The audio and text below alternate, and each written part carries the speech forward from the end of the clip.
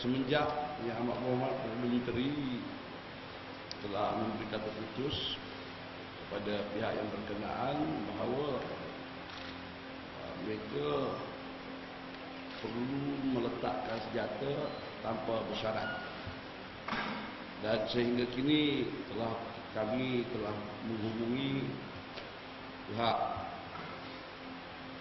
Wisma Putra yang luar negara, dan masih lagi kita tidak mendapat apa-apa begitu. Sejak daripada pagi tadi masih lagi tidak mempunyai apa-apa isyarat daripada pihak yang berkenaan. Justru itu operasi daulat ini diteruskan, dan we are making good progress. Though slow, but we are making good progress. Dan pada hari ini tidak dapat kejadian-kejadian kurang, dan kami percaya bahawa saki-baki musuh yang ada ini sedang bersembunyi di tempat-tempat yang tertentu. Di luar kawasan operasi, pasukan polis telah menangkap suspek-suspek tertentu yang kita percayai ada kaitan dengan kumpulan penceroboh ini.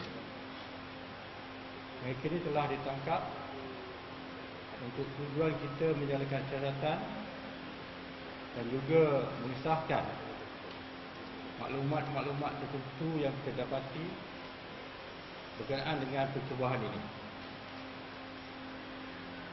Mereka ditangkap mengikut undang-undang baru kita, iaitu Security Offences Special Measures Act, ya, dan dibaca bersama dengan beberapa ketahan di bawah Penal Code, di bawah kanun keseksaan. Jadi kita akan meneruskan siasatan kita untuk melihat, ya, kita melihat tentang percubaan ini untuk terus kita membolehkan kita mencapai objektif kita ke atas operasi off daulah ini.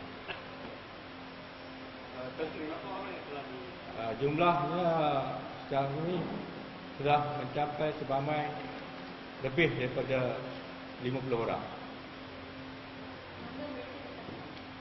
di seluruh beberapa places, di beberapa tempat tertentu dalam negeri Sabah ini, di luar kawasan operasi, dan di dalam negeri Sabah ini. Ada lelaki dan ada juga perempuan.